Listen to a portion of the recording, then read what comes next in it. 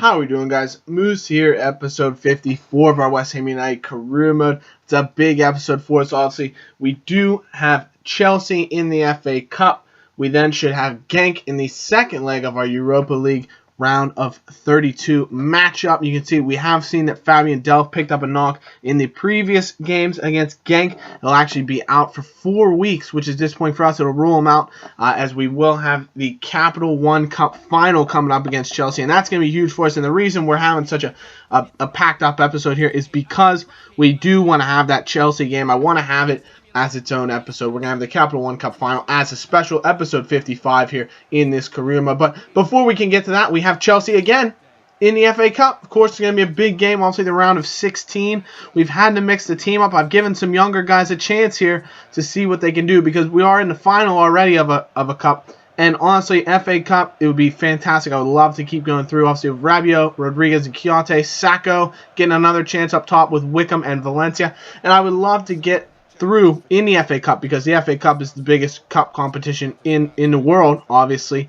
The oldest one, most important. But we're already in a cup final. We already have the Europa League Cup to focus on. And we have the Premier League where we're trying to finish hopefully in 4th position. So it's going to be tough to, compete on all of those fronts. We have about four wars going on, if you want to look at it that way. We're fighting all over the place. And so because of that, I figured let's give the young boys a chance. They have a lot of quality. They're coming up against a fantastic Chelsea team. But if we can pull out a victory, it would be unbelievable. And Chelsea come off with an early chance, but we do hit them on the counter. Ender Valencia does really well.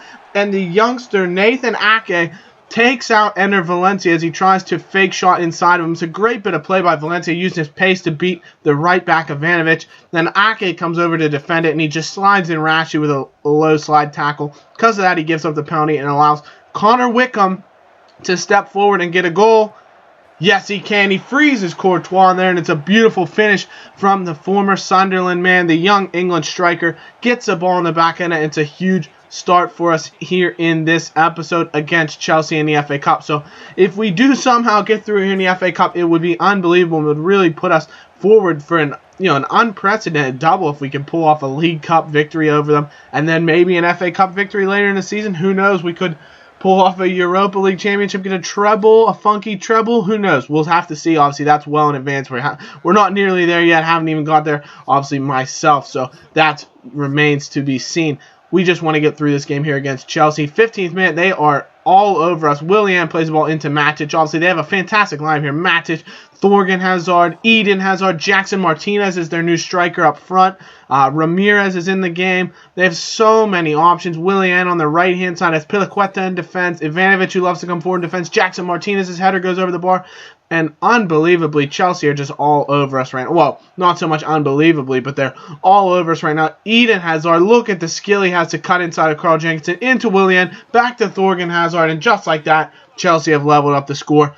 You have to say it's been coming. They've had some wonderful, wonderful chances here, and they've just been all over us. Beautiful bit of passing. It was all made by Eden Hazard as he fought off Jenkinson with some lovely skill and control into Willian. He slides it across to Thorgan. You wonder if Adrian could be doing better, but it's one of those shots that just comes in right away. He goes for the save. He doesn't get it, and it's in the back of the net. And you will note, I was thinking about giving Tom Thomas a shot in this game, but with Chelsea, we didn't want to be giving up a battery of goals. I didn't want to, baptize him by fire in this particular game, so I thought we'll leave Adrian in there, and hopefully he can do the business for us. But Rodriguez does well, has a shot, it's blocked. He then whips in a corner, finds the head of Tompkins, and James Tompkins, West Ham through and through. He's come up through the West Ham Academy system. He's in the club still. He's in our starting 11, and he's given us the lead against Chelsea in the FA Cup with a lovely header. It's a beautiful goal. Wonderful ball in from Rodriguez. Tompkins jumps so high, leaps like a salmon. So much neck power. Look at him come in. He just whips his neck around, smashes it with his noggin. It's in the back of the net. It's a beautiful goal from James Tompkins there. Lovely finish. Gives us a 2-1 advantage in the 38th minute. So wonderful goal there. Rodriguez now with the ball, and that seemed to give us a load of confidence here. Kiyate barging through the middle, has a strike, smashes it off the corner post there to beat Courtois, but it doesn't go in the back of the net, unfortunately. Hazard, though, coming the other way, using his pace. He was so dangerous. He was definitely Chelsea's most dangerous player. Ramirez comes in with a sliding opportunity to get on the ball, but luckily for us, it does go wide.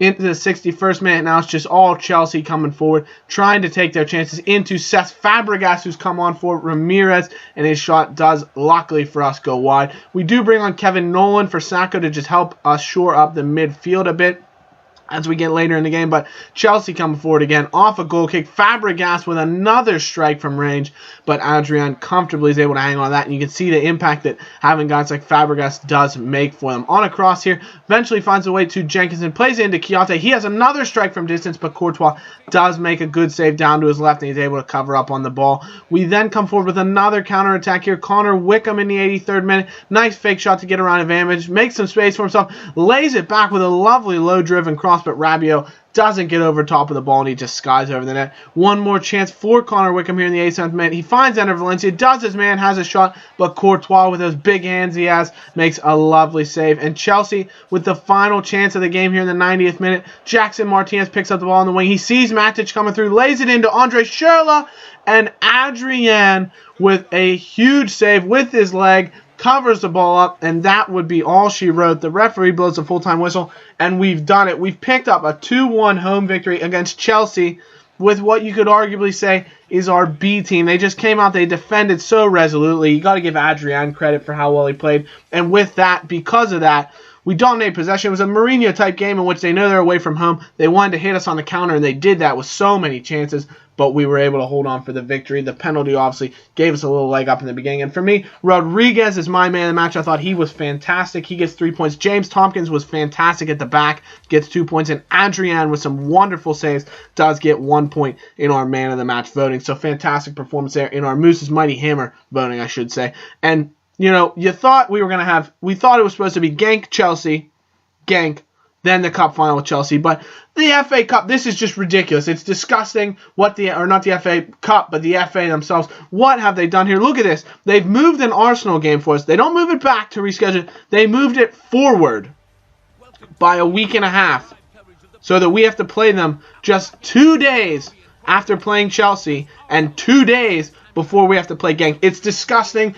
I might get fined for this by the FA, but what in the world are they thinking? Making us play a game against Arsenal, who are trying to come back on us in the league. They're in 5th, we're in 3rd. They're just 5 points behind us. If we have to play them with a tired squad and we lose, how is that fair? It's unbelievable. It's despicable what the FA's done, how they've moved this game forward. And we're going to have to play... We're actually going to be able to play a pretty strong team in this game because I rested a lot of guys against Chelsea, but I rested them for the Genk game, you know? And with that, you can see I have to play Jarvis at right back. Tompkins, Reed, Cresswell is fine. Nolan gets another start in midfield. Downing in camp. Dybala, Carroll, and Oxlade-Chamberlain against his former team. So we're doing all right in terms of the players, but we have Jarvis playing on position. Nolan's in the team again, though he has been playing fairly decently of late. And it's just ridiculous. Dybala does fantastic. Lovely heel-to-heel flick. He then comes in, beautiful little double step over, lays it into Carroll, and unluckily it goes wide. Dybala is just so threatening on the wing. But it's just disgusting how we have to play this game. Away, no less, against Arsenal. It's one thing if you move a game back and it might ruin our fixtures, but at least we can plan ahead for that. It's another thing when you move the game forward and then we're put behind the 8 ball yet again. Jarvis with an own goal. It's a great cross in from Debussy. He puts it in a dangerous area, and Jarvis, when he goes to clear it, he just takes one poor touch and it's in the back of the net. And it's a heartbreaker. It will be if we're not able to do anything strong here. But Dybala, he loves that heel-to-heel flick. Fake shot. He's just making absolute mincemeat of Nacho Monreal. Could have been given away for a penalty if Dybala goes down on that Monreal challenge from behind. But he doesn't. He stays up for it. And unfortunately, they get the ball away. But Dybala just making meat of Monreal again. Lovely little... ball spin. He comes in with a fake shot. Ball roll inside. Dybala. That guy, Dybala. Who else would it be? He scores on Arsenal. It's 1-1. He's an absolute hero. Paulo Dybala. He's come into the team and just electrified us with some wonderful play. It's a beautiful finish. I think that's his 4th goal since coming into the club. He's been unbelievable. He scored twice against Genk. He scored against Southampton. This is his 4th start, I believe, for us. Or 3rd start, 4th appearance. 4th start, I believe. 5th appearance, and he's got 4 goals and an assist for us already. Dybala's been absolutely sensational. As soon as he gets on his left peg, He's an absolute wonder to put in. And Cresswell nearly gives us 2-1 leads. This was actually after a corner. That's why Cresswell was so far forward. Gets into an attacking position. Lovely little chip ball in from Downing. And Cresswell's header is well saved by Wojciech Szczesny. Dybala again trying to get on the ball. Monreal does really well to block his original cross. It does fall to Noble into Kevin Nolan. Has a shot. But another lovely block by Debuchy. As you can see, despite all the adversity we're facing here, we are putting a lot of pressure on the Arsenal back line. Adrian does really well to make a save there on Alexis Sanchez to keep the ball. Arteta then into Coquelin here, trying to create some space for himself. The youngster has a shot, but Adrian again up to his right makes a lovely save. Arsenal just trying to get that ball in. Welbeck with a header as well, but the former Manchester United man unable to score. As you can see, we once we got that equalizer, the way the fixtures had been set up, how congested we were, I was kind of happy to sit back as soon as we got the equalizer and say, you know what, we'll try and hit Arsenal on the counter. They are the home team. They've got the momentum. So we just want to defend stoutly. And if we do get another opportunity, we want to take it. But look at that tackle by James Tompkins. Stupendous, as Welbeck was either going to try and shoot from there or cross it in. But lovely tackle by Tompkins. Oxlade-Chamberlain does pick up a yellow in the ensuing aftermath from something that happened earlier in the play. Noble with a free kick this season. Off the bar. Another chance off the woodwork. What can we do here? We can't break through. Another chance we've hit off the bar. Noble into Andy Carroll to create something into Oxlade-Chamberlain in the 68th minute. He fake shots around Lauren Koscielny. Then he beats another man, but Koscielny dives in for the ball. Oxlade-Chamberlain comes in, and he's taking out his man. Oh my goodness, we know he's already been booked. It's a bit rash, and he's been sent off. A second yellow for Oxlade-Chamberlain at the Emirates, his former home against his former club. He's taken out Nacho Monreal, who's picked up the loose ball with a stray leg, and he's been sent off, and it's going to put his West Ham teammates behind the 8 ball for the remainder of this game. We're under the cosh. We're taken through. Tompkins with a lovely block against Alexis Sanchez, and he just hoofs the ball clear. And that's the way we'd be defending the rest of the way. Just get it out. Nolan's dispossessed by Jack Wilshere into Mesut Ozil has a shot. And thankfully for us, it's just inches wide. He did have Dzeko potentially clear in the center of the box, but he does try a shot and puts it wide. Last final chance for us would be Andy Carroll's strike on Szczesny. And thankfully, we do hold on. We pick up a draw. A little bit disappointing that Oxlade-Chamberlain gets sent off. You know, we'll just have to talk to him and tell him to settle himself down. But we do hang on. For me, my man of the match in this game, Mark Noble, was sensational in the center of the park. I think he completed something around 40 passes, which for, you know, a FIFA game is absurd to be able to get that many passes off in an amount of time. My second two-pointer in my Moose My Hero, Kevin Nolan, has just been a revelation. When we play him in central midfield, he's unbelievable. He doesn't have the pace to really sit in the hole anymore in terms of being able to be an attacking outlet, but he's so good as a box-to-box type midfielder nowadays for me. Just breaking up play, making passes. He's been fantastic. He gets 2 points, and then Dybala, the goal scorer. What more can you say? That guy Dybala. Lovely goal from him. Deserves the 1 point. And from that, we come into a matchup with Genk. Like I said, this is what we've been expecting here, was the second leg against Genk. It is at home. We're 3-2 up on aggregate, so it'll take a few goals from Genk to be able to get through, and I think that's something we should be able to hold off. But we play a bit of a rotated team. We've got guys like Nkulu still on the line. Oxlade-Chamberlain actually does get the start, because my rationale was he only played about 65 minutes against Arsenal 2 days ago, but he's not going to be able to play in the Cup final now because he will be suspended because he picked up a red card in an FA game, which means he'll be suspended for his next FA regulated game, which is the Capital One Cup final. So I thought, Oxlade-Chamberlain, you're going to be in the lineup because you're not going to play the next game. You can rest for another week after this. And he does say, you know what, boss, I'm sorry. I want to show you how much I mean to the team and how much you should keep me in the lineup despite some rash decisions by me. Scoring a goal, lovely ball over the top from Thiago, our young scout, a future star from Portugal, of course. He actually plays in central midfield for me alongside Adrien Rabiot because I thought, you know, we want to get him in the team. We need to rotate the squad because we've just had a game 2 days ago. So we'll try him out in central midfield and see how he does. And I'll tell you what, he was fantastic. His passing is really good. He defended actually very well, which surprised me, and I thought he was wonderful. Of course, we have Wickham leading the line. Valencia at the left wing again. He hasn't been nearly as dangerous this year, but when we have guys like Oxlade-Chamberlain scoring goals, maybe you don't need Ender Valencia to be as potent as he was last season because we found goal outlets in so many other areas this year. Oxlade-Chamberlain with a header that just loops over the keeper. You have to wonder what the keeper was doing. He doesn't come out to claim the ball. He backs off, and Oxlade-Chamberlain just floats it over him into the empty part of the goal in the back of the net. And that should pretty much seal this tie for us because Genk would have to score 3 away goals to even force it into extra time. And I really don't see that happening. It's a great start for us. Chiante plays it into Rabiot here. Thiago eventually would go close with a strike from so far outside. That could have been a goal of the season candidate if it stuck in the top corner, but it was just a few feet away. Lovely strike. Connor Wickham then on the stroke at halftime goes through with a lovely little body feint and fake step over. Gets behind his defender Kabasele, comes forward, and it's a good save for once by the Genk goalkeeper to keep the ball out.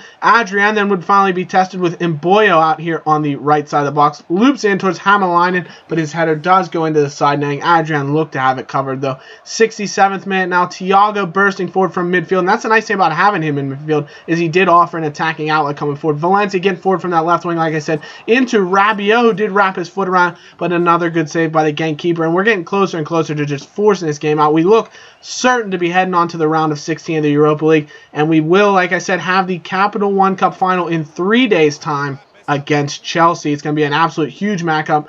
Genk trying to get a bit of a consolation. Hamline into Joseph Monrose, coming forward on the left-hand side of the box, steaming in, plays into Gorius. His header goes just wide, and the final chance of the game, Jordan Obita from the right wing says, you know what, I'm just going to score on this free kick. This was one of those ones that I went to hit it, and I went, you know, I'm just going to put it on goal. Why not? It's the 90th minute. This tie is already over. We'll just hit it for fun. And the goalkeeper, I don't know if he was confused by it, what happened. It hits off his hands and goes in the back of the net. This is kind of a case of how easy it is to score on free kicks if you put them on target and in a corner of the goal this season, but I'll take it. It's Jordan Obita's first goal for the team. He gets it up and down over the wall. Really, it's a really nicely struck free kick, but it should be something the goalkeeper should be catching all day long. He goes to parry it, just hits off his hands in the back of that, and Obita doesn't even celebrate. He's just like in shock. He goes, I'll take it, you know. It's a beautiful goal. 3-0 seals the deal for us, and it's a huge victory. For me, that will be the way the game finished. That's the basically last touch of the game. My man of the match in this game was actually Nicholas Nkulu on defense was wonderful. Oxlade-Chamberlain with another great performance, gets 2 points, and Rabiot 1 point man of the match. But that's going to be it for this episode, guys. Honestly, I hope you have enjoyed it. The next episode, episode 55, is going to be that matchup against Chelsea in the Cup final. So I hope you're looking forward to that. Comment, subscribe, let me know, like this, what you thought about this video, and we will see you in the Cup final in the next episode, guys. Bye-bye.